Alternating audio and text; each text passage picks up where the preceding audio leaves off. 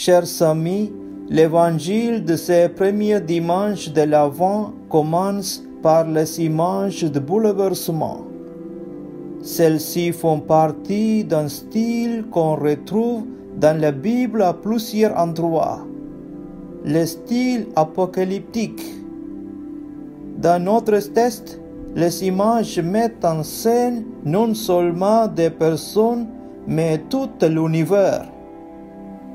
Il y aura des signes dans le soleil, la lune et les étoiles.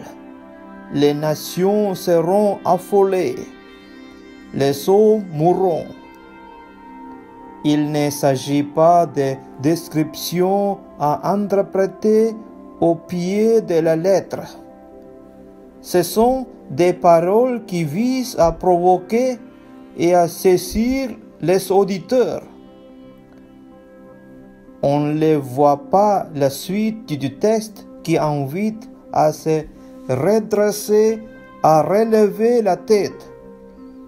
Pourquoi?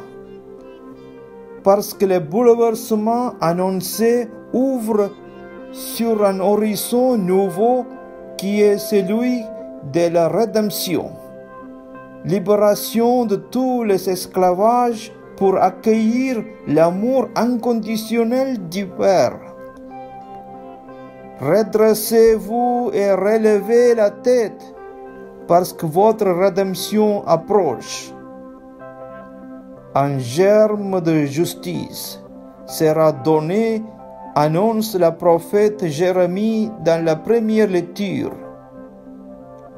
Il délivrera, il instaurera les droits et la justice.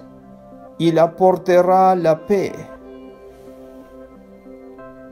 Mettant devant nos yeux le mystère de la rédemption, la liturgie de ces premiers dimanches de l'Avent s'attache à ce qui est à la base de tous les mystères qui seront célébrés au cours de l'année liturgique. Chers amis, comment entrer dans l'Avent cette année? Saint Paul peut nous guider si nous le voulons. Aux Thessaloniciens qui attendaient le retour du Christ avec impatience, il rappelle l'importance des gestes quotidiens et des relations de proximité.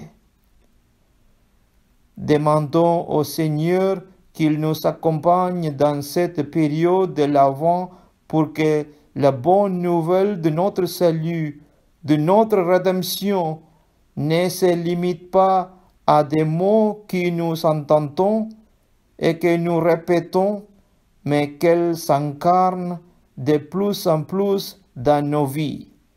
Gloire au Père et au Fils et au Saint-Esprit, comme il était au commencement, maintenant et toujours, dans les siècles des siècles. Amen.